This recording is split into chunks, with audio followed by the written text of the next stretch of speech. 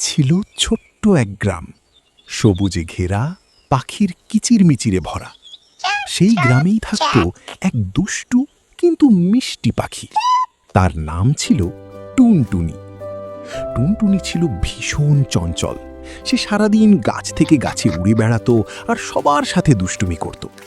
একদিন সে ভাবল, আজকে আমি সবচেয়ে মজার কিছু করব।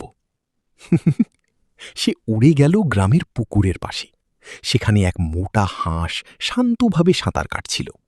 টুনটুনি চুপি চুপি গিয়ে হাঁসের পিঠে বসে বলল, এই হাঁস ভাই, তুমি তো নৌকা, আমাকে একটু ঘোরাও তো। হাঁস অবাক হয়ে বলল, আরে আমি নৌকা নই, আমি হাঁস। কিন্তু টুনটুনি হেসেই চলল। হাঁস রেগে গিয়ে হঠাৎ ডুব দিল পানিতে।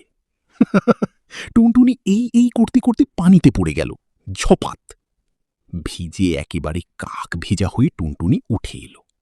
তখন পাশের গাছ থেকে এক কাক হাসতে হাসতে বলল, এই টুনটুনি, দুষ্টুমি করতে গিয়ে নিজেই ধরা খেলে। টুনটুনি একটু লজ্জা পেয়ে বলল, হ্যাঁ রে, আজ বুঝলাম অন্যকে বিরক্ত করলে নিজেরই বিপদ হয়।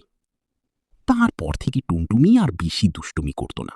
সে সবার সাথে ভালো ব্যবহার করতে শুরু করল, আর গ্রামের সব পাখিরা তাকে আবার ভালোবাসতে লাগলো। শিক্ষা: বেশি দুষ্টুমি করলে নিজেরই সমস্যা হতে পারে। সবার সাথে ভালো ব্যবহার করলেই সবাই তোমাকে ভালোবাসবে।